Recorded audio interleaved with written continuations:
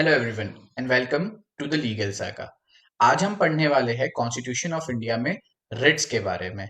इस लेक्चर में हम देखेंगे कि रिट्स होती क्या है, रिट्स को इशू कौन करते हैं, रिट्स किस कारण से इशू करी जाती है और रिट्स कितने टाइप की होती है। तो ये सब जानने से पहले सबसे पहले देखते हैं आखिर ये रिट WRITS रिट्स ये होते क्या है। देखिए, हमारे कॉन्स्टिट्यूशन ने ना हमें 6 फंडामेंटल राइट्स दिए जो आर्टिकल 12 से आर्टिकल 35 में दी गई हुई है। उन्हीं फंडामेंटल राइट्स में से एक राइट है आर्टिकल 32 में, कॉन्स्टिट्यूशनल रेमेडीज, जो ये बात करती है कि अगर हमारी फंडामेंटल राइट इन्फ्रिंज होती है या हमारी फंडामेंटल राइट को कोई वायलेट करता है तो हम सुप्रीम कोर्ट और हाई कोर्ट का दरवाजा खटखटा सकते हैं रिट्स इशू करवाने के लिए। इसी आर्टिकल 32 ने सुप्रीम कोर्ट को भी एम्पावर किया है कि वो एग्जामिन करके रिट्स को इशू कर सकता है। तो बेसिकली रिट्स क्या है? रिट्स जो है वो एक ऑर्डर है, डायरेक्शन है या कमांड है जो कोर्ट्स देते हैं। कौन से कोर्ट? सुप्रीम कोर्ट और हाई कोर्ट।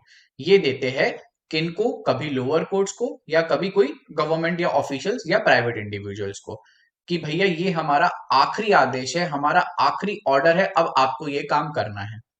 देखो, हमको पता है यूजुअली इंडिया में क्या होता है, केसेस बहुत लंबे चलते रहते हैं, कभी डिसीजन आता ही नहीं है, धीरे धीरे दर पे दर वो बढ़ते जाते हैं। जब कभी ऐसा बहुत ज्यादा हो जाता है और वो केसेस उस चीज से रिलेटेड है जहां पे सामने वाले की फंडामेंटल राइट वायलेट हो रही है, तो वो सुप्रीम कोर्ट और हाई कोर्ट जा सकता है कि रिट्स इशू करे।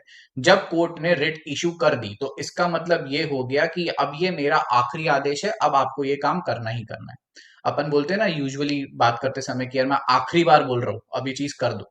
तो समझ लो ये वही चीज है जो सुप्रीम कोर्ट और हाई कोर्ट करेगा कि मैं आखिरी बार बोल रहा हूं, अब आप ये काम जो है इसको कर दीजिए। ये डायरेक्शन वो देगा। रिट्स जो है वो बेसिकली 5 टाइप की होती है। पहली हेबियस कॉर्पस, दूसरी मैंडमस, तीसरी प्रोहिबिशन, चौथी सर्शरोरी और पांचवी क्यूओ वारंटो। आर्टिकल 32 जो है हमारे इंडियन कॉन्स्टिट्यूशन का, वो सुप्रीम कोर्ट को पावर देता है कि वो रिट इशू करे। कौन से केसेस में? जहां हमारी फंडामेंटल राइट्स वायलेट हो रही है, सिर्फ उन्हीं केसेस में रिट्स इशू करी जा सकती है। वही आर्टिकल 226 जो है वो हाई कोर्ट को पावर देता है कि वो रिट्स इशू करे। यहां पर एक कैच है, सुप्रीम कोर्ट को में जब आर्टिकल 32 सुप्रीम कोर्ट को एम्पावर करता है रिट्स इशू करने के लिए, तो वो सिर्फ फंडामेंटल राइट्स के लिए करता है। लेकिन आर्टिकल 226 जब हाई कोर्ट को एम्पावर करता है तो वो फंडामेंटल राइट्स और लीगल राइट्स दोनों के केसेस में करता है। अब हम देखते हैं हमारी पहले writ, habeas corpus. Habeas corpus Hindi में कहा जाता है बंदी प्रत्यक्षीकरण। इसका मतलब होता है टू हैव द बॉडी। अब ये टू हैव द बॉडी क्या है, इसको इस एग्जाम्पल से समझिए। देखिए, जब भी क्या होता है ना, पुलिस किसी को गिरफ्तार करती है, अरेस्ट करती है, तो उसको 24 घंटे के अंदर मैजिस्ट्रेट के सामने पेश करना पड़ता है। अगर आपने नहीं पेश किया, 24 घंटे से ज्यादा हो चुके हैं, तो वो कहलाता है इलीगल डिटेंशन। ऐसा बहुत बार होता है, बहुत सारे केसेस में होता है कि कुछ ना कुछ रीजन से पुलिस वाले जो है उस बंदे को जिसको अरेस्ट किया है उसको पेश नहीं करते। तो अब ऐसी सिचुएशन में वो क्या करेगा? ऐसी सिचुएशन में वो रिट फाइल करेगा हेबियस कॉर्पस की, या तो सुप्रीम कोर्ट पे या तो हाई कोर्ट में। ठीक है? तो क्या वो खुद करेगा? नहीं, क्योंकि वो तो अरेस्टेड है ऑब्वियसली। तो ऐसे केसेस में उसकी फैमिली, फ्रेंड्स, उसके रिलेटिव, गार्जियन जो भी है, वो ये रिट फाइल कर सकते हैं कोर्ट में कि भाई आप पुलिस को आदेश दीजिए कि एटलीस्ट वो मैजिस्ट्रेट के सामने बंदे को प्रस्तुत करे। उसके बाद भले जो मैजिस्ट्रेट का डिसीजन होगा वो देखा जाएगा। बट ये रिट दी जाती है कि सामने वाला जो है जिसको पुलिस ने डिटेन करके रखा हुआ है वो वहां पर आए। अच्छा, अब ये जो हेबियस कॉर्पस की जो रिट है, ये सिर्फ पुलिस के अगेंस्ट फाइल नहीं होती या गवर्नमेंट ऑफिसर्स या पुलिस कस्टडी में जो लोग हैं उनके खिलाफ फाइल नहीं होती। ये आप प्राइवेट इंडिविजुअल के अगेंस्ट भी सॉरी प्राइवेट इंडिविजुअल के अगेंस्ट भी आप फाइल कर सकते हैं। मान लीजिए किसी को किसी ने बंदी बना के रखा है, किसी के पड़ोसी ने उसको बांध के रखा है, किसी XYZ इंसान ने किसी को रोक के रखा है, बांध के रखा है, तो हेबियस कॉर्पस की रिट उसके अगेंस्ट भी इशू करवाई जा सकती है कि आप सामने वाले को प्रस्तुत करें। ये था आपका हेबियस कॉर्पस। तो है अपनी अगले रिट जिसका नाम है मैंडमस या परमादेश। आसान शब्दों में कहा जाए तो मैंडमस का मतलब होता है वी कमांड। कौन कमांड करता है? कोर्ट कमांड करता है। किसको कमांड करता है, या ये रिट किसके अगेंस्ट आप इशू करा सकते हो? आप ये रिट किसी government agency, public servant, public body, police, lower court, किसी के अगेंस्ट भी इशू करा सकते हैं। इसको है ना दो एग्जाम्पल से समझिए। सबसे पहला एग्जाम्पल, हमारी हमको कॉन्स्टिट्यूशन ने ना एक फंडामेंटल राइट दी है कि हम कोई भी ट्रेड को प्रैक्टिस कर सकते हैं, कोई भी काम हम कर सकते हैं जो लीगल हो। अब हम जानते हैं कि अगर कोई काम करना है या कोई ट्रेड शुरू करना है तो हमको अलग अलग अथॉरिटीज के पास से लाइसेंस लेना पड़ता है। फॉर एग्जांपल, अगर आप कोई रेस्टोरेंट डाल रहे हो तो आप फूड अथॉरिटी के पास जाओगे। आप मेडिकल का काम कर रहे हो तो आप मेडिकल अथॉरिटीज के पास जाओगे, जो आपको ड्रग ऑफिस वगैरह जाना पड़ेगा ड्रग लाइसेंस के लिए। तो इन केसेस में कभी कभी ये होता है कि इन लोग बहुत ज्यादा चक्कर कटवाते हैं, काम नहीं करते, लाइसेंस ग्रांट नहीं करते। कभी घूस का काम होता है, इस कारण से नहीं करते। कभी छोटे मोटे कुछ ना कुछ रीजंस बताते रहते हैं। ओवरऑल रीजन ये है कि उनको उसमें ब्राइब मिल जाए।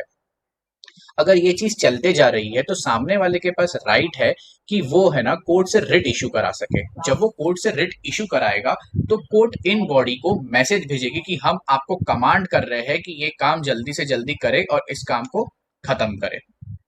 दूसरा एग्जाम्पल, आप मान लीजिए किसी पुलिस स्टेशन जा रहे हैं, पुलिस आपकी कंप्लेन नहीं लिख रहा, आपको बार बार घुमाया जा रहा है यहाँ से वहां किसी ना किसी रीजन से।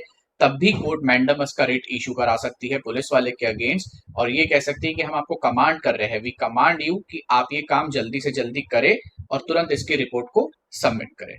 अच्छा, मैंडेमस जो है वो किन किन के अगेंस्ट नहीं इशू हो सकता। मैंडेमस आप प्रेसिडेंट या स्टेट गवर्नर के अगेंस्ट में इशू नहीं करा सकते। इसके अलावा चीफ जस्टिस हाई कोर्ट के जो अपनी जुडिशियल कैपेसिटी में काम कर रहा हो, उसके अगेंस्ट भी आप मैंडेमस को इशू नहीं करवा सकते हैं। अब हम देखते हैं अपना अगला रिट, जिसका नाम है प्रोहिबिशन। हिंदी में इसे कहा जाता है प्रतिषेध। आसान शब्दों में, टू स्टॉप फ्रॉम डूइंग या to stop from going beyond jurisdiction, यानी कि रोकना।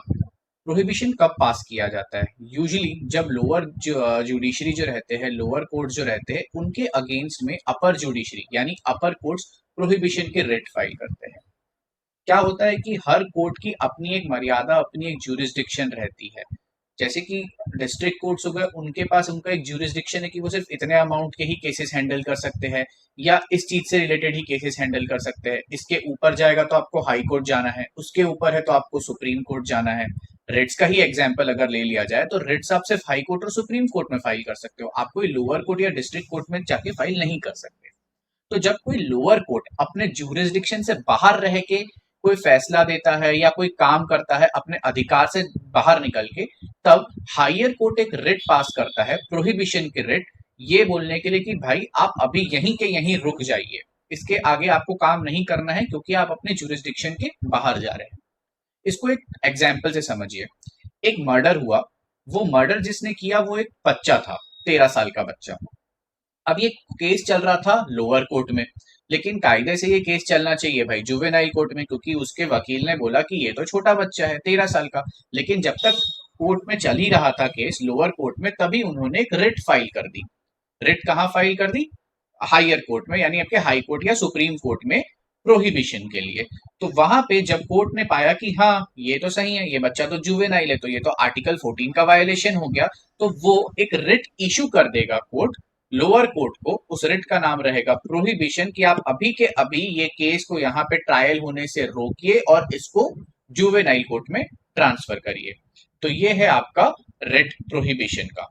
अच्छा, प्रोहिबिशन की जो रिट है वो आप जुडिशियल और क्वासी जुडिशियल अथॉरिटीज दोनों के अगेंस्ट में दे सकते हैं। जुडिशियल अथॉरिटीज यानी आपके लोअर कोर्ट, डिस्ट्रिक्ट कोर्ट वगैरह, और क्वासी जुडिशियल अथॉरिटीज यानी कि जो बेसिकली कंप्लीट जुडिशियल अथॉरिटीज नहीं होती। फॉर एग्जांपल लोक अदालत, जहां पर आप चालान वगैरह के लिए जाते हैं, ट्रैफिक चालान को रिड्यूस वगैरह कराने के लिए।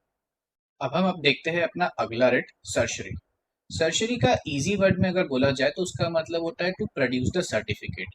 प्रोहिबिशन और सर्शरी दोनों में जो डिफरेंस है वो सिर्फ इतना है कि प्रोहिबिशन की रिट आप इशू करवा सकते हैं जब आपका जो केस है वो कोर्ट में पेंडिंग है, उसका डिसीजन आया नहीं है, वो स्टिल गोइंग ऑन फेस में है। वहीं सर्शरी की राइट रिट जो है वो तब लग जाती है जब डिसीजन आ चुका होता है, अब आपको उस डिसीजन को स्क्वैश कराना है, उसको खत्म करवाना है। तब इस केस में आप हायर कोर्ट में जाके बोल सकते हैं कि आपको सर्शरी की रिट इशू करवानी है, ताकि जो डिसीजन दिया गया है लोअर कोर्ट की तरफ से आप उसे स्क्वैश कर सके, खत्म कर सके। इसको अपन पहले वाले एग्जाम्पल से ही कंसिडर करके देखते हैं।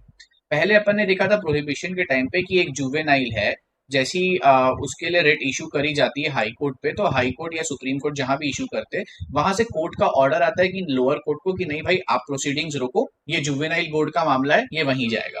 ये तब हुआ था जब केस जो था वो कंटिन्यूअस मोड में था, वो चल रहा था। लेकिन सरशरी के केस में क्या, अब मान लीजिए कि कोर्ट ने उसको सजा सुना दी कि भाई तुमको अब उम्र कैद की सजा हो गई। उसके बाद उसे कोई बंदा मिलता है, वो बोलता है यार भाई तेरा तो कट गया, तेरे को तो गलत डिसीजन दे दिया गया था। तो अब ऐसे केस में क्या करा जाएगा? तब फिर सामने वाली जो पार्टी है वो सर्शरी की रिट जो है वो लगाएगी हायर कोर्ट में। हायर कोर्ट सब देखेगा, एग्जामिन करेगा और उसको लगेगा हाँ यार ये तो आर्टिकल 14 का वायलेशन हो गया। तो ऐसे केस में वो लोअर कोर्ट को डिसीजन रिट इशू करेगा सर्शरी की, कि जो आपने डिसीजन दिया है उसको अभी के अभी स्क्वैश करा जाए, ये डिसीजन वैलिड नहीं रहेगा क्योंकि ये एक छोटा बच्चा है 13 साल का, तो इसका केस जो है वो जुवेनाइल कोर्ट में ही चलेगा। अच्छा, सर्शरी जो है प्रोहिबिशन से दूसरे साइड में कैसे अलग है, कि हमने देखा कि आपका जो प्रोहिबिशन है, प्रोहिबिशन अगर आप देखेंगे तो अपन ने देखा कि प्रोहिबिशन जो है वो जुडिशियल और क्वासी जुडिशियल अथॉरिटीज के खिलाफ इशू हो सकता है, but not against administrative authorities and legislative bodies. लेकिन जो सर्शरी है वो जुडिशियल, क्वासी जुडिशियल, एडमिनिस्ट्रेटिव और लेजिस्लेटिव बॉडीज सबके अगेंस्ट में आप इशू करा सकते हो। बस ये प्राइवेट इंडिविजुअल्स के अगेंस्ट इशू नहीं होगा, हालांकि प्रोहिबिशन भी प्राइवेट इंडिविजुअल्स के अगेंस्ट इशू नहीं होगा। इसके अलावा सर्जरी का एक खासियत और है जिसको आप बोल सकते हो उसका प्रिवेंटिव मेजर। मान लीजिए अगर हायर कोर्ट को लगता है कि लोअर कोर्ट जो अभी काम कर रहा है या जो भी वो सारा अपना उसके पास अभी प्रोसीडिंग्स चल रही है या केसेस चल रहे हैं वो उसकी जुरिस्डिक्शन से बाहर जा रहे हैं, तो हायर कोर्ट क्या करेगा, सर्शरी की रिट इशू कराएगा लोअर कोर्ट को और बोलेगा कि कुछ जो ये केसेस है वो तुम मेरे को ट्रांसफर कर दो। यहाँ पे भी सर्शरी की रिट इशू हो सकती है। हमारी आखिरी रिट है क्यो वारंटो। क्यो वारंटो का मतलब होता है बाय व्हाट अथॉरिटी, किस हक से। बेसिकली अपर कोर्ट जो होते हैं वो पब्लिक अथॉरिटी को ये रिट इशू करते हैं कि भाई आप किस पोजीशन में या किस हक से आप ये पोजीशन या पोस्ट को संभाल रहे हैं। इसका एक नॉर्मल एग्जांपल समझिए। मान लीजिए कि ऐसा होता है कि कोई गवर्नमेंट या सरकारी अफसर की जो पोस्ट है वो खाली होती है। अब उस पोस्ट की कोई एडवर्टाइजमेंट वगैरह नहीं होती, उसकी कोई एलिजिबिलिटी, उसका कोई क्राइटेरिया बताया नहीं जाता और अचानक से वो पोस्ट भर जाती है। तो यहाँ सीधा सीधा समझ में आ गया कि यहाँ पे कुछ गड़बड़ थी। ऑलरेडी जिसको पोस्ट मिलने वाली थी वो पहले से ही सब कुछ फिक्स था, इसीलिए कोई एडवर्टाइजमेंट वगैरह कुछ नहीं हुई। तो यहाँ क्या हुआ, यहाँ पर हमारी फंडामेंटल राइट का वायलेशन हुआ, आर्टिकल 16 जो कहता है कि पब्लिक ऑफिसेस में सबको इक्वल अपॉर्चुनिटी दी जाएगी या इक्वल मौका दिया जाएगा कि वो अपना हुनर साबित करके उस पोजीशन को हासिल कर सके। तो यहाँ पे आप जो है वो क्यो वारंटो का रिट इशू करवा सकते हैं। जब आप क्यो वारंटो का रिट इशू कराओगे सुप्रीम कोर्ट या हाई कोर्ट में, तो वो उस पब्लिक अथॉरिटी को आदेश देगी कि भैया आप बताओ आपने ये काम करा कैसे, किस पोजीशन में या किस पोस्ट पे आपने ये काम करा और किसने आपको हक दिया ये काम करने के लिए। तो यहाँ पर आप क्यो वारंटो की जो रिट है उसको इशू करवा सकते हैं। हालांकि क्वो वारंटो की जो रिट है वो आप किसी प्राइवेट ऑफिसर्स के लिए नहीं इशू करा सकते या किसी मिनिस्ट्रियल जो पोस्ट है उसके लिए नहीं इशू करा सकते, ये सिर्फ पब्लिक ऑफिसर्स या पब्लिक ऑफिसर्स के लिए ही अप्लाई होगी। तो ये थी हमारी पांचों रिट्स जो हमने देखी। हमने अभी पढ़ा इस पूरे लेक्चर में कि रिट्स क्या होती है। ये आखिरी ऑर्डर होता है, कमांड होता है कोर्ट का। कितने टाइप के रिट्स होती है, 5, हेबियस कॉर्पस, मैंडेमस, प्रोहिबिशन, सेशोरी और क्वो वारंटो। रिट्स कौन से आर्टिकल में इशू होती है, आर्टिकल 32 में सुप्रीम कोर्ट इशू करता है, आर्टिकल 22-26 में हाई कोर्ट इशू करता है। रिट्स आप किसके अगेंस्ट इशू करवा सकते हैं, पब्लिक ऑफिसर्स हो गए, कहीं कहीं आप प्राइवेट के भी करवा सकते हो, हेबियस कॉर्पस के लिए लोअर कोर्ट्स में भी करवा सकते हैं। रिट्स कौन इशू करा सकता है, वो अग्रीव पार्टी जिसकी फंडामेंटल राइट वायलेट हुई है वही रिट इशू करा सकता है। ये सिर्फ फंडामेंटल राइट वायलेट होने के केसेस में ही होती है और हाई कोर्ट में आप फंडामेंटल राइट के अलावा लीगल राइट के केसेस में भी रिट्स को इशू कर सकते हैं। तो ये था हमारा पूरा लेक्चर आज का रिट्स के बारे में। अगर आपको वीडियो पसंद आई हो तो please do like, comment, share and subscribe the legal saga. Thank you.